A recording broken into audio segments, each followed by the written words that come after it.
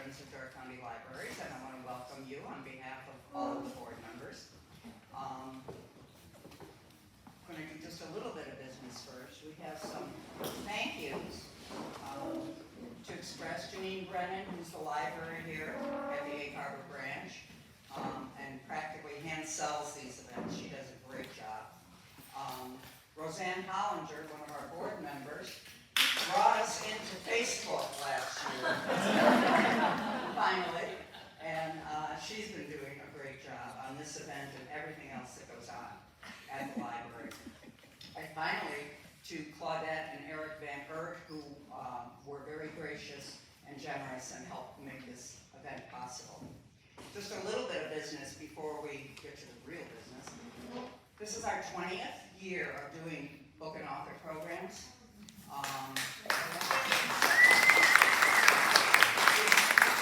We've done a lot of them, and they've always been free, open to the public as a community service. And that's just one of the ways that the Friends of Door County Libraries works to enhance library services for all patrons of all ages at all 8 libraries.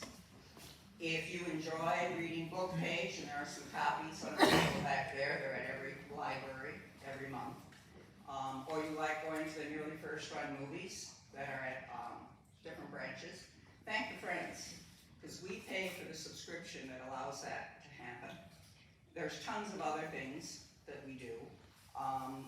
The Hoopla, we contributed to making that possible, the online resource for borrowing movies, music, books.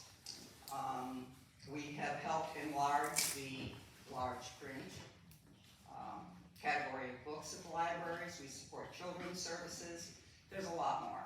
That's not what you came to hear, but we really are adding a lot of things. And I'm really pleased to be able to tell you of 2 new endeavors that we're just getting started with. The first is that the Friends is going to be stocking bookshelves with children's books for those kids that are stuck waiting in courtroom waiting rooms for whatever reason. So we're going to have reading material there for them. If they like the book, take the book, we'll bring in more. And the second thing is that we are making possible, where are my notes, reading materials for those who are at the jail. So if you think reading is important, reading helps, I think you'll like the fact that we're doing those events.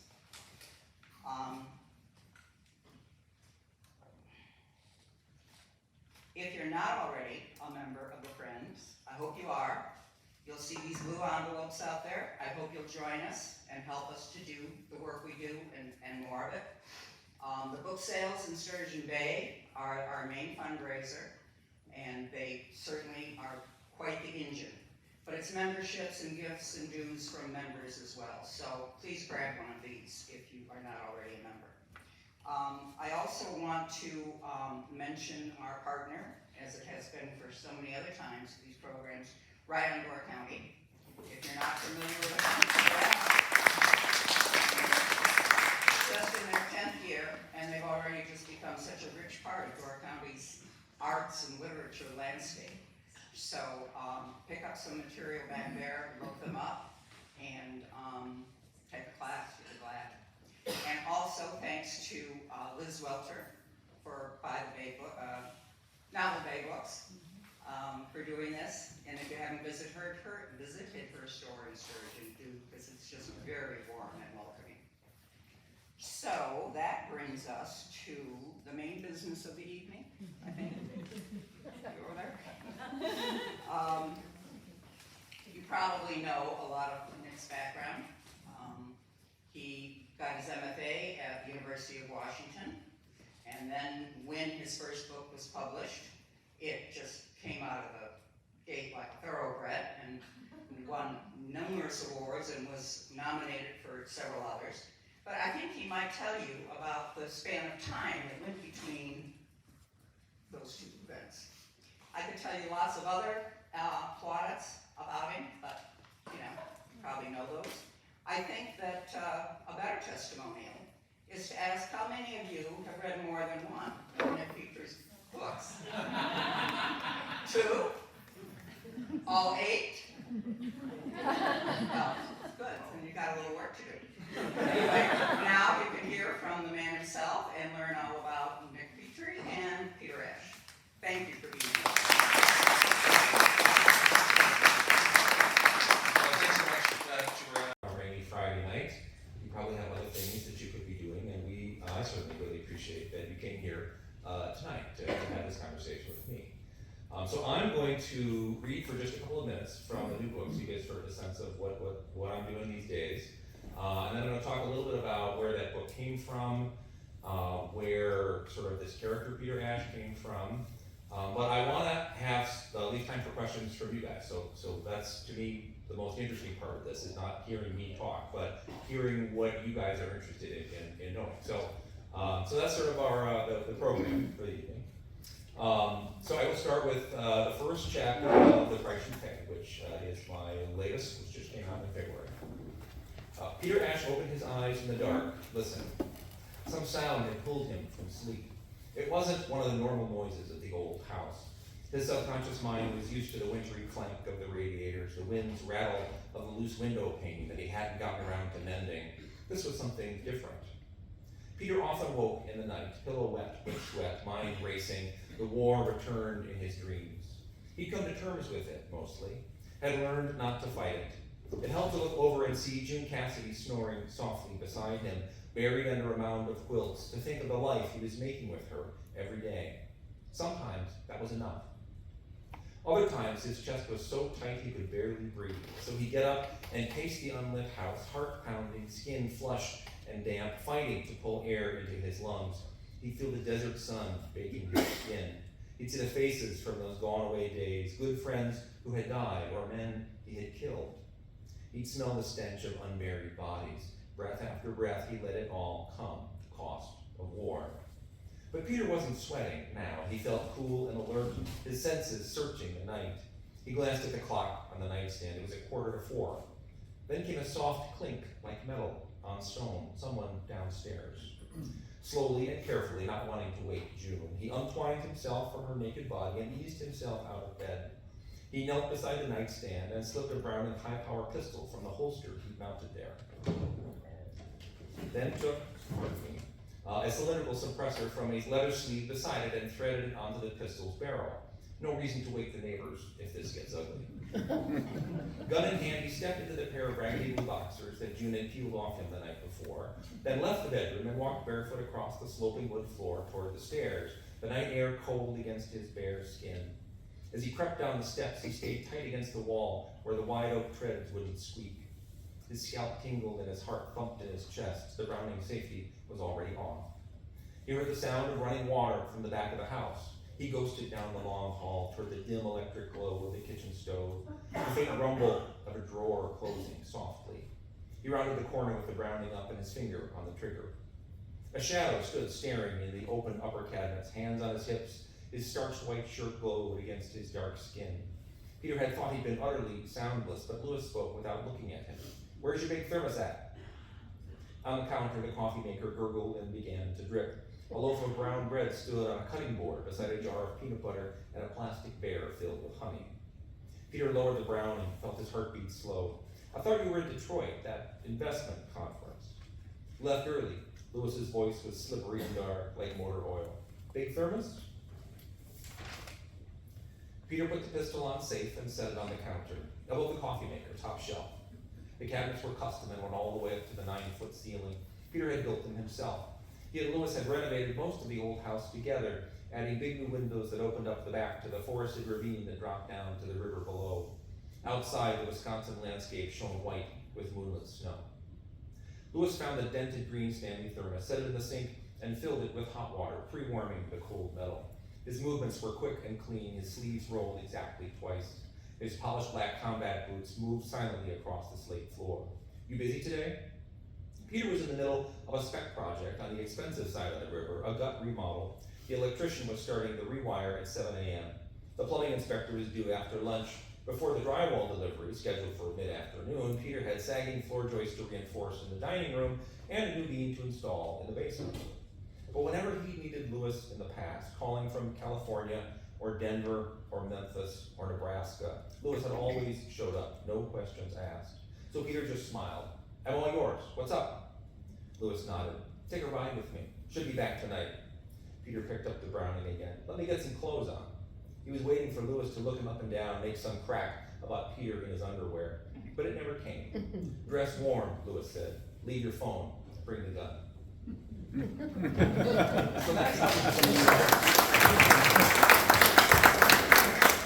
So that's how this book starts. This is what the 8th book in the series, and what authors sometimes call a sidekick book. This is the book where Lewis, who is Peter's best friend and known to Peter as the most dangerous man he's ever met, where we get to see a whole lot more about what Lewis's past is like and what his life is like now.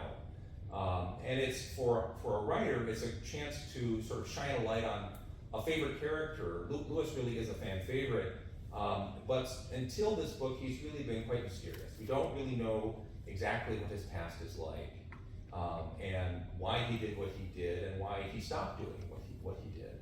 And so this is the book where sort of we get to peek behind the curtain and see who that character really is. And it's a, one of the things I was trying to do is to sort of turn the tables, right? Usually Peter, gets himself into trouble trying to help somebody, and finds himself in more trouble than he can get himself out of alone. And so he calls Lewis, who shows up to help. And this is the book where it's Lewis who is in trouble, and his past comes back, and he calls on Peter. So I get to change that dynamic a little bit.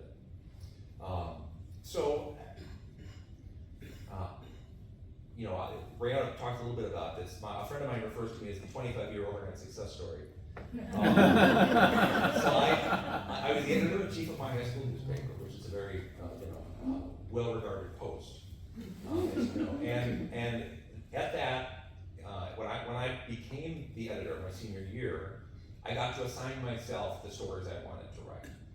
And what I wanted to write was an 8-episode soap opera featuring all my friends and making fun of my enemies, and not having any sense that anybody would read this weird stuff coming out of my head. I was just having fun. And people would stop me in the hall to say, oh, I really like that, or, oh, that piece was really funny. And that was sort of this, it's a very different thing to be sitting home by yourself, writing something and amusing yourself. And it's something else entirely to be talking to people who've read that it's a form of communication that is, to me, kind of mysterious, right? There's something in my head that I put into words on a page, and then somebody else picks up that page and reads those words, and it enters their head. It's a strange form of communication, but I got hooked on that pretty quickly. So I'm not a veteran, and Peter Ash is, as most of you know, is a Marine Corps veteran who came back from his war with post-traumatic stress in the form of claustrophobia. Makes it hard for him to be inside, in the early book especially, for more than 20 minutes. And the series charts Peter's path toward sort of a more complete life. And that was kind of my goal as I went along. But I'm not a vet, and I didn't go to high school with vets or college with vets. I started out my professional life as a building contractor, so renovating old houses. After that, we moved back to Wisconsin, and I became a freelance building inspector. So if you bought a house, you would hire a guy like me to tell you what was wrong with it. And so there was a point at which, along the way, I wrote 3 books I couldn't get published. The first book, I could not find an agent, and I got some really unpleasant no's. One that really still sticks with me, apparently, is the note that said, you should never write again. You do have to develop a little bit of a thick skin. So the second book, I found an agent who was not a good agent. She was in California, and I found out later she was someone who had, at some point in time, charged people for representation, which is a no-no. But that book didn't go anywhere either, but I had found an agent. And then I wrote this third book where I found a better agent, a New York agent, and she had an editor in New York who was really interested in it. And here are the suggested changes, get them back to me in 3 months. And in that time, those 3 months, I was, writing away, and Lehman Brothers failed in 2007. And then, the whole, cascade of financial failures. And by the time I had that revision done, nobody in publishing was remotely interested in, buying a book from some guy they never knew, set in the Midwest, for God's sake.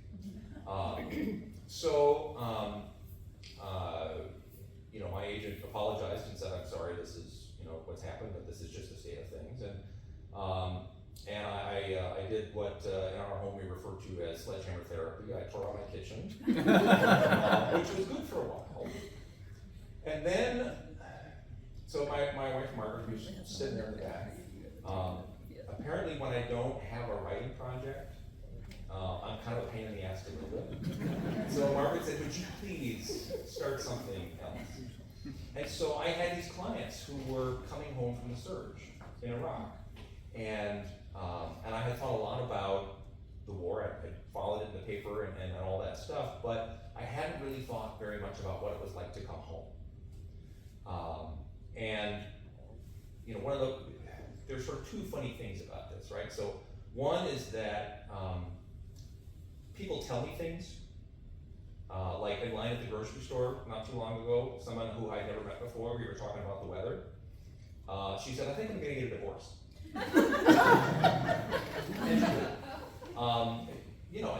In the airport, people tell me, and they always have, it's a fine talent, if that's what it is, for a writer.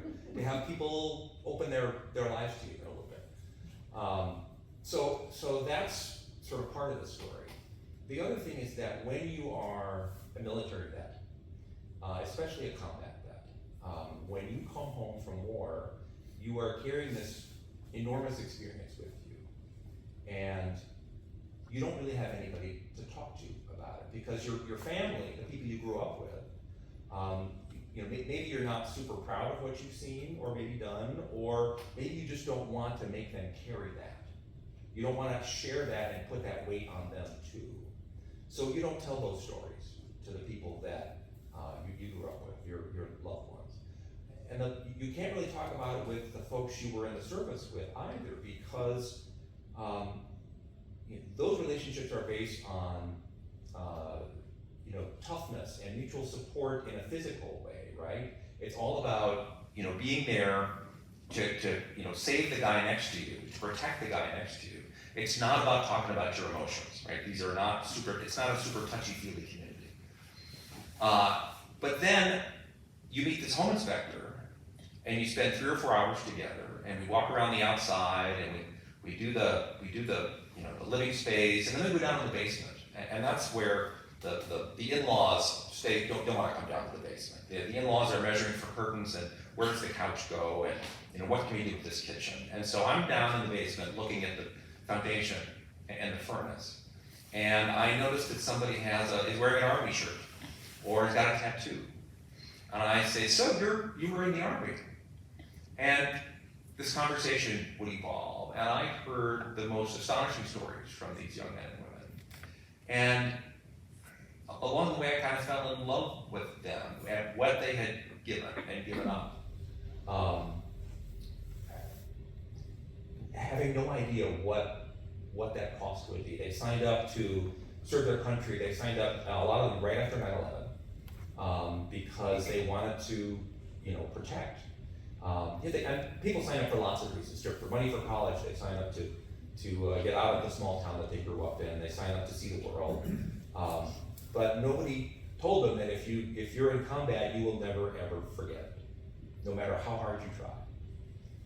And so those are the conversations that led to this character, Peter Ash, and sort of this view of a driven and capable person who is nonetheless been through the most remarkable experience that anybody can ever have, and is trying to figure out how to put his life back together. So that's kind of where Peter Ash came from and where the series came from. And then, well, first, any questions along the way here? Yes? What was the main difference between your previous 3 efforts and the Peter Ash effort that led to success? Was there something that you did differently, or? The first ones were kind of bad. That's just kind of, to be perfectly honest. Well, so the first book was what I call my Angry Young Man novel, which is I think every young man's first novel. And then I had a brilliant idea for what at the time was called chick lit, right? So women and female relationships. And so I wrote a book about guys and male relationships. And it turns out nobody was interested. Hard to believe. And then I thought, okay, I'm gonna write a crime novel, because I grew up reading crime fiction. When I was in high school, I wanted to be Ernest Hemingway. When I was in college, I wanted to be Jim Harrison. After college, I wanted to be Cormac McCarthy. But I grew up on crime fiction, and actually science fiction as well, which is very story-driven stuff. And my whole experience, in academia, getting my master's and even as an undergraduate, was I wanted to tell stories where things happened. And so much, kind of literary fiction is about, sort of a domestic drama where it's about the shift of a single emotion, right? Think Jonathan Franzen, right? I live in a domestic drama. I am not interested in writing it. Usually Robert's not here, but I tell you. This is very enlightening.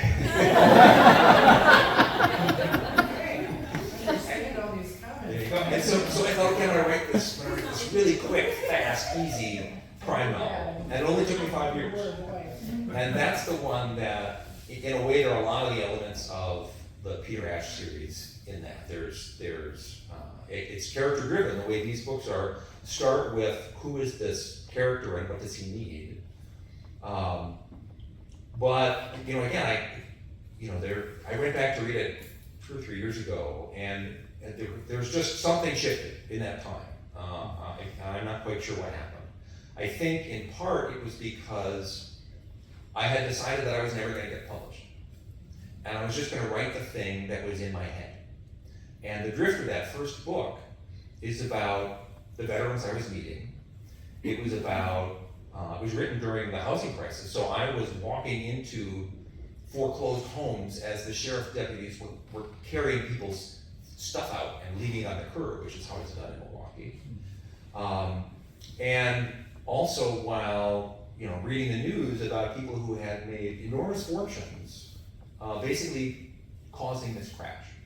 And all of those elements came together in The Drifter, and I think part of it is that I didn't think I would ever get published again, or whatever. And I just wrote the thing I needed to read. I was trying to make sense out of something. And I think that's what made that book different. So, any other questions? Yeah, then Yes. who published? So that was your first published book. Right. How did you get it published when you were having so much difficulty before? Well, again, there's a Margaret element to this story. It's always behind it.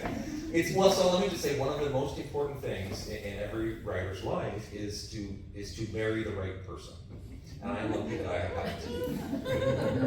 I also say that when you're not here.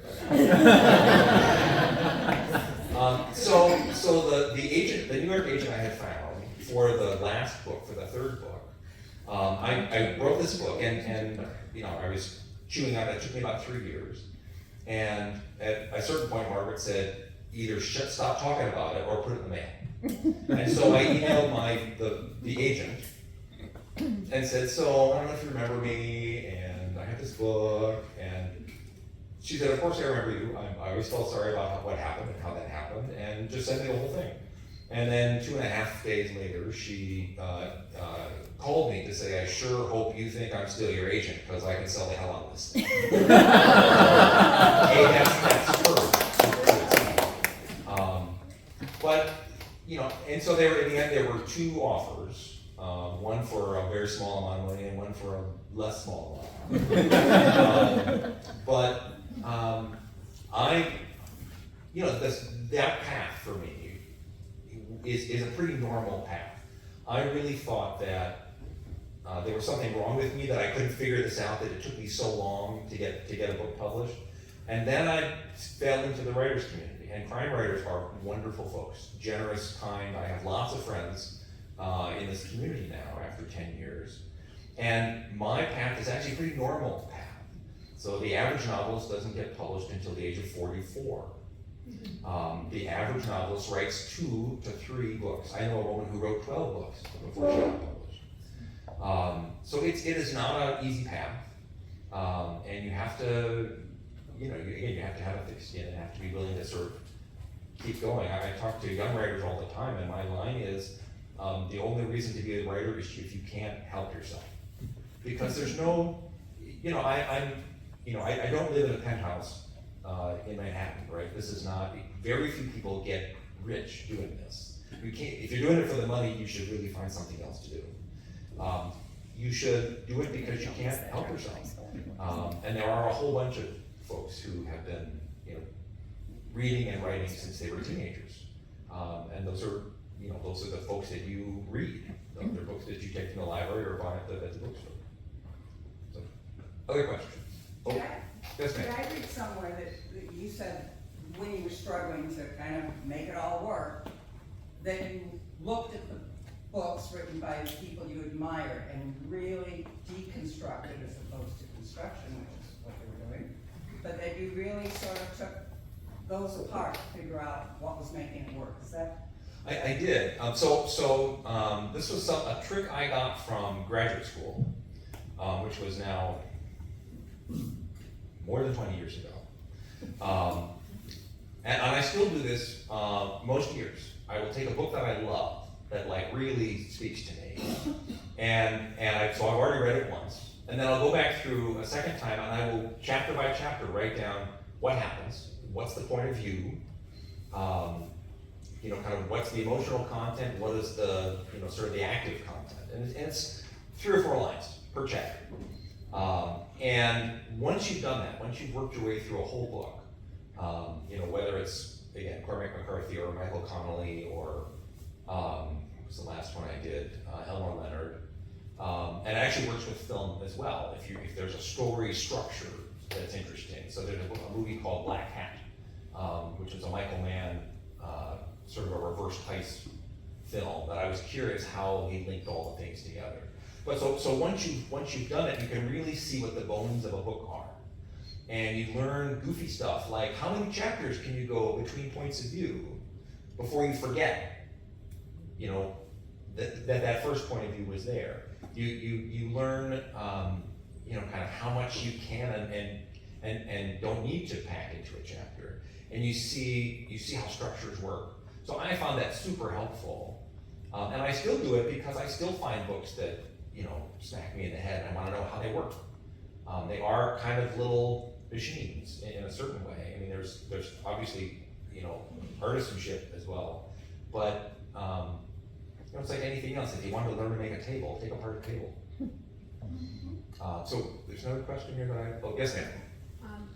When you work with your editors or editor, I can imagine an editor suggesting this needs to be shorter, longer, clearer, or whatever, but do they also work with you on a trajectory? Like you said, this is a Lewis book, this latest one. Do those ideas, do you toss those ideas around with them, or is it you bring it to them and say, here's what I want to do? It all varies. I'm now my 5th editor. And it varies. Every editor I work with has been a little bit different, but my preference is I don't write an outline. I start at the beginning of something and I find my way through. So the term of art is to be a pantser, as in writing by the seat of your pants. So it's hard for me, and it's actually evolving. Every book kind of happens a little bit differently, but it's hard for me to sort of say, I want to write a book about this, right? I don't start with a high concept. I start with what am I interested in? What's a situation? So like I knew I wanted to write a Lewis book. So what's a path in? What are some possibilities? I didn't, this is on the flap copy here, so I'm not giving away any spoilers, but one of the things that happens is that Peter and Lewis go to find one of the members of Lewis's old crew, who has had he's been shot in the head, so he's not quite right in the head. But part of his therapy for that brain injury is to write down everything he can remember. And so he's filled these notebooks with all the details of their past heists. And when I started, I didn't know the notebooks existed.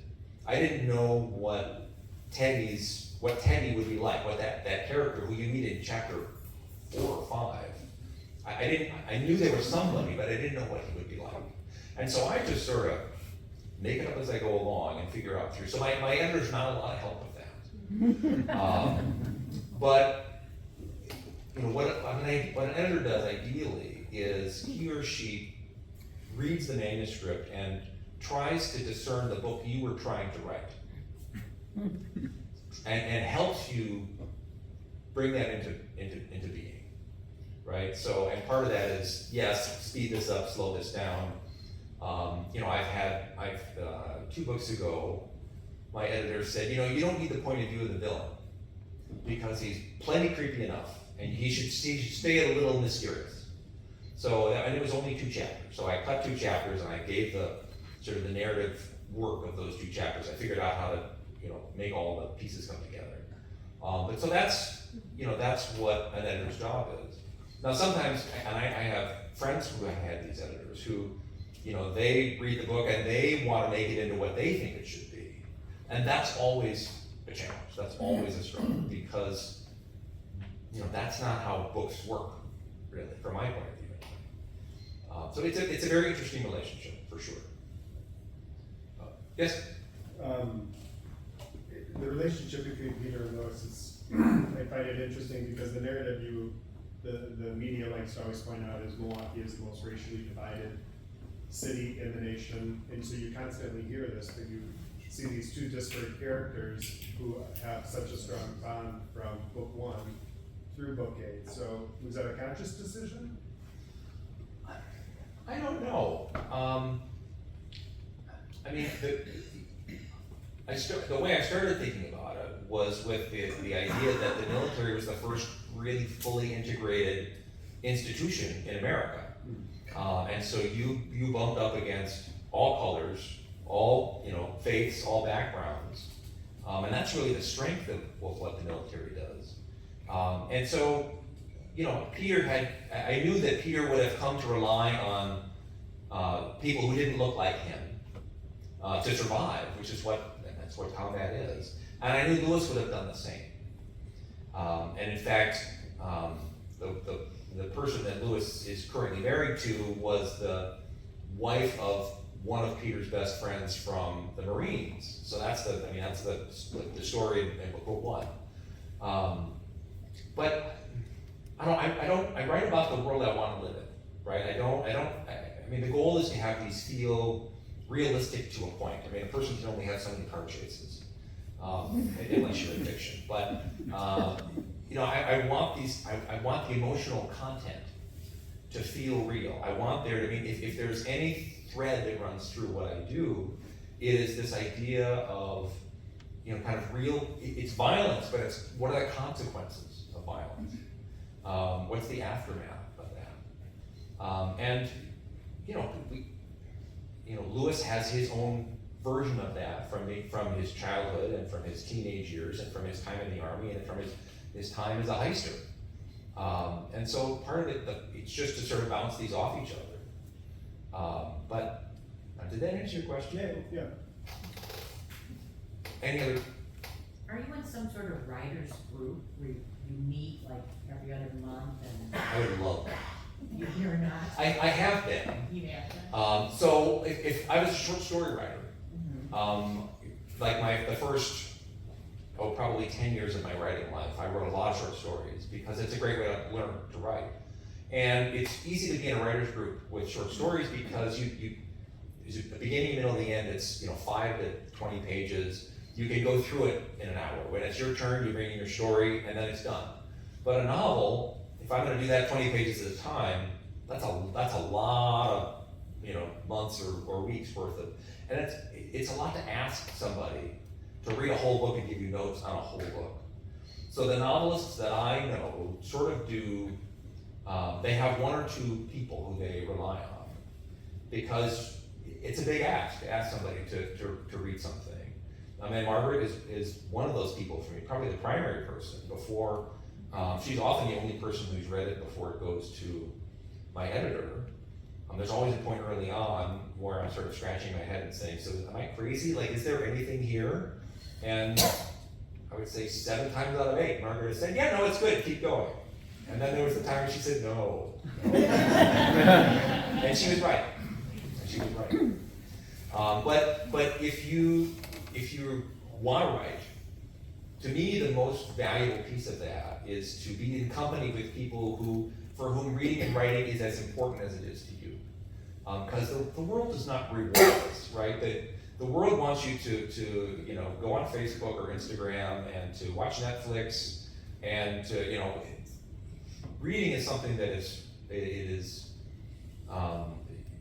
used to be mainstream entertainment, and there are way too many other things competing for that now, from my point of view anyway. I would prefer that there were no smartphones and more people would read. But to be in the company of people who share your disease as a writer, right, that's, to me, is super important. And I got that at my first writers' conference, which I had a book that was blocked by a publisher, but not yet published. And I sort of showed up not knowing anybody, and I had 3 conversations in the first 2 hours. I'm sort of like, these are my people. Like, this is, so if it's like being an artist of any sort. I don't really think of myself as an artist because that's too scary. But if you're a visual artist, you need to know other visual artists. You need to know people who are engaged in that pursuit. Does that answer your question? Yeah, or are you like in a mystery group? Well, so I know a bunch of mystery writers. And part of that is that's the best thing about going to conferences is you get dumped on a panel with, 2 people you know and 3 people you don't. And so you get to carry those friendships home with you. And I really, those conferences really sort of powered through. And then COVID came and there were no conferences except virtually, which were no fun at all. So I would come up with an excuse to call a writer that I had met. A question about a TV thing, or a question about, a publishing question, or, it was, just to have a conversation. And so now I have, 10 or 15 people that I can do this with. And hey, what's going on in your, we talk about publishing problems, we talk about, I have a friend who was like, so I've written 4 books in this series, and kind of tired of it, and my agent tells me I shouldn't. I say, well, did you ask your editor? What did your editor say? So, we get to have these sort of frank conversations. And writing is hard, right? It's a weird thing to do. And you spend a lot of time alone. And so having that, that community, for me it's one-on-one because we live all over the place, right? I've got a friend in Alaska, I've got a couple friends in Texas, I've got a friend in Virginia, I've got a friend in New Hampshire, another friend in Maine. I mean, it's just sort of all over. So there is a group in Milwaukee where we get together for drinks every couple of months. But it's a very disparate group. There's really one other mystery writer, and a couple of magazine writers and a publisher, and so that's helpful. But for me, it's really sort of cultivating those relationships to say, when something's driving you nuts, to be able to ask the question or just to check it. Yes, sir? I picked up a book at a Novel Bay bookstore like a couple months ago. It's called by George Saunders on swimming a pond, and it's he looks at the Russian short story writers, but he said that the things that distinguish writers that are published from those who are not are a willingness to revise, and the second most important thing was establishing a causal chain or causality. As far as one chapter, one scene having a direct connection or a reason for the following one. As a Sea of the Pantser writer, do you address that in any conscious fashion, or does it just sort of? Well, I have it easy, unlike George. George Saunders writes, anybody read George Saunders? He writes these wonderfully elliptical, very curious, he's a super interesting, super smart guy. But my stories have his stories actually do very much have a beginning, middle, and end. But for me, I'm always looking for the thread to pull the reader through. You know, when people ask me the difference between for me, the difference between a published writer and an unpublished writer is time and effort. It's, you know, if I had stopped after book 1, or book 2, or book 3, I would not get to be here with you, and I would not have written another 8 books and 1 more with my editor. So, I don't know, that's the hardest part of being a pantser, is because I don't know where I'm going. I might know a couple of chapters ahead. I might know, you know, like there's a tent pole coming up, there's something that's big that's gonna happen. I also think about kind of a 3-act structure, so I know that I need to have something, there's a certain page range where I need to have a point where the characters cannot turn back from this thing. And then there's the messy middle, where it's like I have to develop sort of the mystery that is part of a thriller. Somebody told me that I write mysteries, or thrillers with a mystery in the middle.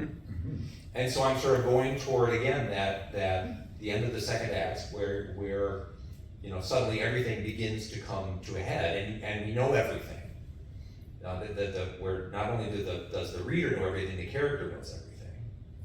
And then it just we have to see how it plays out. So I do think about it in those ways, but I think it's easy if you're a crime writer, because there is inherent tension, there's inherent narrative in either whodunit, or in the case of a mystery, which is whodunit, and in the case of a thriller is how do we stop what something bad is going to happen, right? Does that make sense? Right, yes, ma'am. Just wondered if there's any plans for TV or movies in the future, if that's on the agenda, or is that not something that you're even thinking about? It just seems like your books would lend themselves to that. I appreciate that. There is an ongoing conversation with a couple of showrunners in LA. We are a couple of steps away, which means it might happen in a month, it might happen in a couple of years, it might happen never. So I'm. Who approaches who? Do you go to them, or do they come to you? I have a film and TV agent who is supposed to be out there representing my work as a basis for film and television. And at the beginning, when I was the fresh young thing, there was a lot of attention, and the book was optioned, which means they paid me a very modest amount of money to take it off the market for 18 months until they figure out what they can do with it. And in that case, nothing happened. The option lapsed, and it went back on the market again. And then really nothing happened until, I don't know, 2 years ago? Something like that, 2.5 years ago? And when a small fish sort of nibbled, and then my agent then reached out to other people who had expressed interest to say someone's interested. You know, so of course suddenly it was much more attractive. Well, it's a series. It is a series. Yeah, so the proposed, it's not film, it's television, and the current thought, as far as I know, is 8 to 12 episodes season based on the events of The Drifter. And then, in theory, a second season would be based on the second book, and so on. Yeah. Who do you want to play Peter Ash? Yourself? Yes, that's right. I would like a non-speaking role, if that's possible. A dead body. I get that question a lot, and I really don't. I'm not plugged in enough to really kind of know. And Your wife probably does. She I'm may. sure she has an idea. But for me, a movie star is like Brad Pitt or George Clooney, but they're too old, Yeah. right? So Matt Damon, yeah. But so Peter's supposed to be late 30s. Yes. Which one's your favorite book? Oh, you can't ask a question like that. So every book has something that's very dear to me about it, and it's not all the same thing. So the Drifter, with that first book, it's really sort of dropping Peter into this world, and there's a dog. Mingus is a big piece of that book. The second book, it starts in the redwoods. There's a scene up in the top of the redwoods, and it's also the book where Peter falls in love. So again, that book is very dear to me. The third book is really a lot about Peter and June's courtship. as well as writing about the cannabis industry, which was totally fascinating. The fourth book is based in Memphis, set in Memphis. And what I love about that book, there's this character named Eli Bell, who is this 15-year-old street kid and musician. And he is the sort of the client character, that Peter has to get him out of trouble, but he doesn't want Peter's help. In fact, he steals Peter's truck. So every book has something about it that sort of pulled me in. But they're all different enough that it's hard to sort of say this is the one that, I love the most. It's like your children. You're not allowed to say that. Yeah. Yes, ma'am.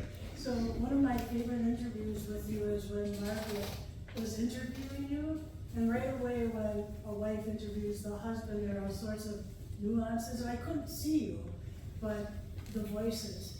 So one of the questions that came from that was she asked you, what are your favorite, and you work at home, you have a home office, and you spend a lot of time in that office. So much time. Yeah, make it too loud and clear.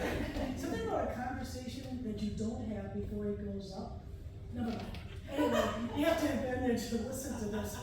NickPetrie.com. It's on there right now. You need to listen to it. But anyway, the thing is, she asked you your favorite writing tools in this office that you spend so much time, and you named a handful. And I thought when I listened to each of your responses, you like the 4x6 foot. It kind of gave me a little into how you write, how things, how you organize yourself, or you're not, or whatever. So, can you tell us about your favorite tools in this office? Sure. And let me just back up a little bit. So Margaret Anderson Petrie, my sweet patootie, has a podcast called Authentic Obsessions, which you can listen to on Spotify, Apple, kind of anywhere where you can find a podcast. And she's interviewing artists about, it's not about technique, it's not about brush strokes, or how to use a potter's wheel. It's really about the inner life of being an artist. And that's why we've actually had two of these conversations now, Margaret and I. But that's one of my favorite things about when it's my turn to go, promote a book, is to have one of those conversations. Margaret, because it's a very different conversation than I have with anybody else. Because she knows me very well, but there's always something weird that comes up. There's always something that we haven't talked about after almost 25 years of marriage, right? So it's a bunch of fun. But anyway, so my office is 10 by 12. I have a window out to the backyard. I have a giant cork board, 4 by 6 feet, that is populated with note cards, chapter by chapter, scene by scene, as the book gets written, so that I can go back and sort of know where was I and what happened, and like when I get sort of lost. So that's, you were talking about the big cork board. And I work, I do the most of my physical work on a laptop. And I've got a big screen, so I don't have to crack my neck and I can, see. But the part of figuring out what happens next, I have a notebook that's these great German notebooks that I've been using for quite a while now. They're like Moleskine notebooks, if you know the Moleskine notebooks. They're kind of on steroids. The pages are numbered, and I'll tell you, if you really want to know, I'll tell you. But so, because writing with your hand is a very different mental process than typing. So it unlocks something. So I will often start my day just in this notebook, just being like, so what happens next? And just sort of spitballing with myself. Or I'm trying to solve a problem or figure out what's wrong with something, with a scene I've written already. And so that's probably my primary tool for sort of building story. And then sometimes that doesn't work because even that has sort of a linear narrative, right? You start at the top of the page and you work your way down. So I've also got a big notepad, unlined. It's basically an artist's sketch pad. And I'll start in the middle. And I'll just show, what's the, when I'm beginning a book, right? So I'm starting with Peter Ash 9 right now. And it's Peter Ash 9, what happens? And so it's, the idea is that it can happen in a very non-linear fashion. And by the time I'm done with one of those pages, it's filled with this tiny little writing, like if I ever showed it to anybody, they would think I was a madman, they would put me away. You know, arrows and stars and, you know, but it lets you, it's a great way to make connections to things that sort of pop up at different times. So those are my primary tools for working. And then the other piece is to, essentially to not work, is to, after lunch, to go for a walk. And to try not to think about what I'm working on. Because, you know, I'm pumping blood into my brain, I'm, you know, getting refreshed, you know, there's all of this science between exercise and creativity. And allowing, again, those connections to happen in the back of your head. I have another friend who, before he goes to bed at night, he will set himself tomorrow's problem. You know, what is he gonna work on tomorrow? And so I've been doing that as well for quite some time. And I found that to be really useful. In all, whether it's your creative life or you're trying to, I don't know, whatever other problem you may have in your life, but I found that to be super helpful. So we have another question over here. Oh, yes, ma'am. I just finished the wild one, and I'm just wondering, how do you visualize all the fighting scenes? Well, I'm a kung fu master. Well, I'm not quite sure how to answer that question. I'm not sure I know. There are times when I will be in my office and I'll be like, okay, and there's a, okay, which side? So there's a lot of that. They're fighting the Vikings, Yeah. big guys. But part of it is just it is just the imagination that I have. And I'm a physical person, right? I was a carpenter, a building contractor. I started out as a workforce helper, a very, you know, super glamorous position. So I'm a physical guy for sure. I'm not just making it up. I'm mostly making it up. I just think it would be. Yeah, I do watch a great. lot of movies as well. Yeah, it'd be good on the screen. From your lips to God's ears. Yes. Do you see yourself giving Peter a break and doing standalone? I have a standalone with my editor right now. Great. So we will see what happens with that. And I'm starting the next Peter ad currently. So it's, you know, there's always, it's never a dull moment.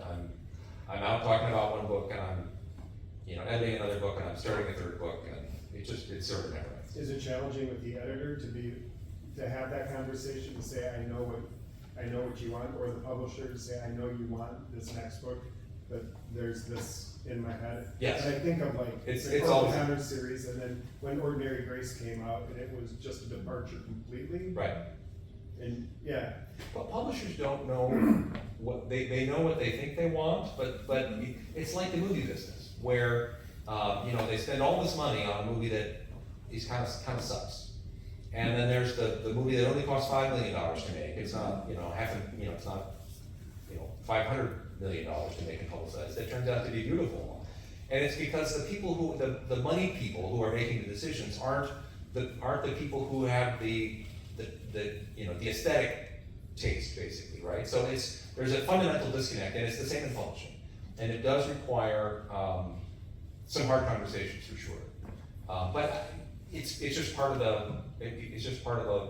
the life of being a writer. Is you really have to advocate for yourself. Yeah, there's right there in the back. Is the standalone the one you delivered Kicking and Screaming? No, I think The Price You Pay is the one I delivered Kicking and Screaming. And why was that? So, I had published 7 books in 7 years.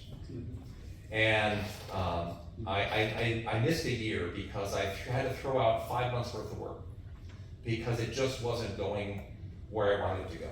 This is the risk of being a pantser. It was the Lewis book, but I fell into Lewis's past, and I was having so much fun I couldn't get out. And that was not the book that I promised my editor, and I also thought it wasn't the book, like where does Peter fit, right? I had to come back to the present. If it's gonna be a Peter Ash book, he's gotta be in it a little bit. And so I put it aside and I started something else. And that's what became The Price You Pay. And I've heard 3 times just tonight that people think this is my best book. which is super gratifying, because it was a challenge. And that, the stuff that I threw out, actually, I turned into a novella called The Cleveland Job, and that's really sort of Lewis's life as a criminal, with his buddies, and it's in Mystery Tribune number 21. It's a quarterly, beautiful, kind of hardbound magazine. And you can also buy it on a Kindle or a Nook. But Amazon's probably the easiest way to buy it, much as I hate to say that. Yes, ma'am? I have not read any of your books. You're totally new to me. Which one do I start with? Says the Drifter, yeah. Okay, and I read online that you were nominated for an Edgar Award for a book. For that book. Oh, that's the one. Yeah. Okay, thank you. That's what I wanted to know. Yes, ma'am. Are you under a deadline, and how long does it take to write one of these books? So I wrote the first 4 books and I was on time. And then the 5th book, and really stressed out about it, because before I had never written a book in less than 3 years. And then I turned in the book that became The Drifter, and they said, we love this and we'd like to see another one in a year. And Margaret said, just say yes. Just say yes. Just say yes.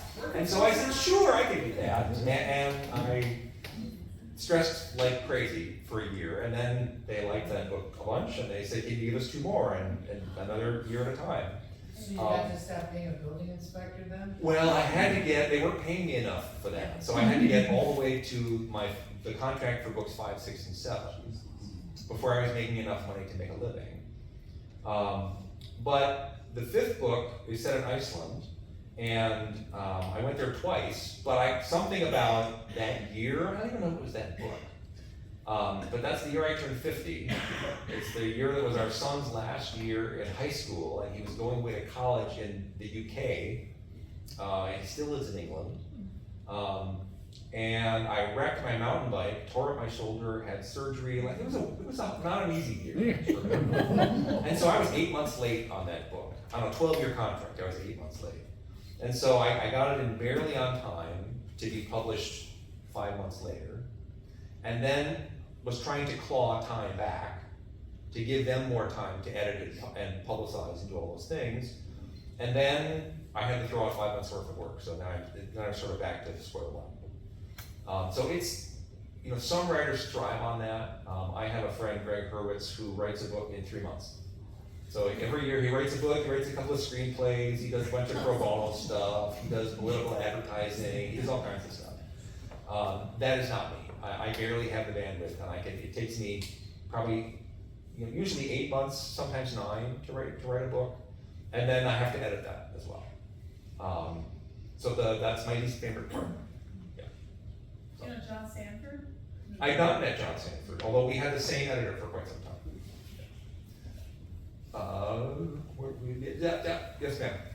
I just wondered, your standalone, is it also a thriller? It's a thriller. It's set in the Driftless region. Oh, okay. And it's about a guy named Bobby Cruikshank who has recently been released from prison. He's trying to get his life together. But it's hard when you come from a family of criminals. And it's even harder when Bobby's little brother is found dead in a roadhouse parking lot. And Bobby's little brother, Paul, is the last person who would ever be found there. He's the one who got out. Bobby put him through college, Bobby put him through law school, he's got a young family in Minneapolis, but he told his wife he was going on a work trip, he told work he was going on a family trip, he didn't tell anybody he was coming back home and to be in this parking lot. And the local sheriff is not a crime-fighting whiz. And it was also a pretty clean murder, so not a lot of evidence to go by. But it's eating Bobby up, and he's got to figure out what happened to his little brother. And it might, there are, he might end up back in prison because it'd be his 3rd time, and so he'd basically be there forever. So those are sort of the stakes.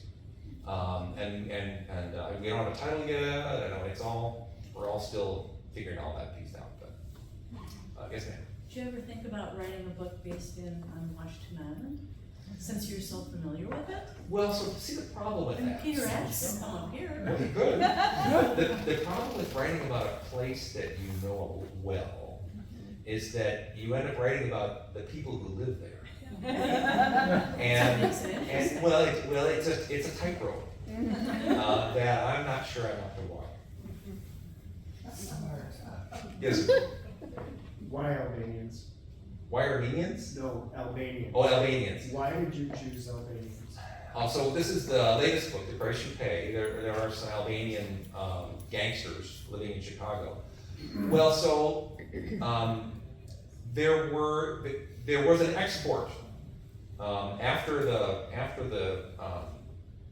war in Kosovo. There was a net export of criminals from Albania to the U.S. And mostly on the East Coast, but I needed something to happen in Chicago, so I made them sort of an outpost. And the events that happen are actually not that different from something that actually happened in the New York area, where this group of Albanian gangsters went into a mafia stronghold and basically, killed the leadership, took everybody's watches and wallets and guns. And then when the mafia came after them, they had a standoff at a gas station where they hosed the place down from the gas pump. And we're gonna light the whole thing, themselves included, on fire. These are Albanians, right? So they seem like pretty bad people. So I thought it would be good to have them in this book. Yes, ma'am. So, cover art, I'm a librarian, cover art is important. Right? You really don't have a say, right? I do not. They show me something and they say, do you like it? And what I have learned is that if I say no, the next version is worse. I now make only very small corrections. So the cover of The Wild One, which is set in Iceland, there's a sort of a shadowy character on the cover who's holding a gun. And I said, that's a book where there's no gun until the very end, so can you take out the gun? Sure, they would do that. There was a conversation, so that the covers are different. So they really don't become this modern cover until the 5th book, I think, where it's a full cover photo. And so they were trying out these different sort of ideas. And at a certain point, there was one that was very graphical, right? They were going for a lead child. It was not realistic. And that's not really what I like or what speaks to me. And my agent said, just shut up and say yes. So I mean, there was some conversation, but eventually I said, sure, fine. It's a marketing decision. They're trying to appeal to X, Y, and Z audience. But I went to Book Expo in New York, which is no longer a thing, but used to be the biggest book event of the year in the US. And I was having drinks with sort of the marketing team, and someone said, so what do you think of the new book, or of the cover? And I said, well, everybody seemed to think this was great, and so I said, sure, but it's not really what I want. And they said, well, what do you like? And they had sent me some other versions, so I pulled them up on my phone, and I said, I love C.J. Box's covers, right? It's very much the same thing, right? I love that because these are all books that take place. Nature is a huge part of what I write about, and so I want there to be the natural world as a component of these books. And so that conversation, like conversations over cocktails, for some reason they decided to listen to me. But titles are the same thing, right? So we have a long conversation. The books that are the hardest to write, the title conversation is always the longest. Again, I have to like the title, but it is sometimes really a knockdown, drag out. And what I learned with this last book is to never give it a working title, because I got way too attached to the working title. That I told them what it was, and they were like, what? Like, that's a terrible title. So it's also kind of not my strong suit. So of my 8 books, I think 4 of them have been some variation on my title. But it's one of those things. What was the title? I'm not saying. Yes, ma'am. You're known for your locations and your research. Can you tell us where Peter Ash is gonna be in the next book? Currently, it's Miami in the art world, the big money art world. But I'm not far enough in to know quite where I'm gonna go. Miami's a little intimidating because I'm a big Elmore Leonard fan, and I'm a big John D. McDonald fan, so to sort of dive into that world is a little intimidating. So it's taken me, I've been thinking about a Miami book for a long time, but sort of like writing a Detroit book, it's gonna be, there's a little extra weight behind that. But so yeah, place setting is super important to me, and I think it's one of the things that makes my books different from a lot of others in that it's really a character. The goal is that it be vivid, that you can see it, smell it, feel it. How does the air feel on your skin in Memphis? You have to go there. There's really no substitute for that. So in Colorado, I sort of think of it as Denver as sort of a mountain town, but it's not. It's a plain city, but they have these wide east-west streets, and if you stand and look west, you can see the Rockies just rising up, and it feels like a frontier town. And that book is actually the Light It Up is actually kind of a western, and that's sort of how it came about. Was just the feel of that town with the mountains rising up. The Memphis book, the sort of the core of that book came from Margaret and I went down for a couple of days and driving around terrible neighborhoods where they had these huge flowering trees. And the flowers had fallen and were rotting in the gutters, and that's sort of that smell of rotting flowers. Like, that's Memphis, right? It's this once vivid, bright place that has become, it's sort of like Detroit. There are these huge sections that are just hollowed out. And so it's as much about sort of finding a feeling of a place as anything else. The only place I've written about twice is Milwaukee. In my first book, The Drifter, and in my sixth book, The Breaker, which both take place entirely in Milwaukee. But they're different versions of Milwaukee. So The Drifter is sort of, kind of the beaten down east side. It takes place in River West, which is very much a melting pot, both economically, racially. And The Breaker takes place on the south side, and it's really about Milwaukee's manufacturing past. And so it's, maker shops and technology. And so again, it's the same city, but it's a different version of it. And part of the fun is figuring out which version of that place that I'm writing about is gonna rise to the forefront. So like the Wisconsin in The Price You Pay, right? It's a winter Wisconsin. It's up north in the winter, and the snow is up to your hips, and the wind is howling, and we don't necessarily have winters like that anymore. We might have weeks like that, but to the rest of America, that's a Wisconsin winter, right? And so to sort of make that larger than life, and it gives it its own set of characteristics, right? And keeps you more engaged. Oh, absolutely. What you're doing. Well, so there are two schools of thought. I need to drink water. In terms of writing, so there are the writers like James Patterson is sort of the classic of this, where it's bare bones. He was famously, his first novel was basically his outline that he decided was good enough to be a novel. So, and that's hard to argue with success, right?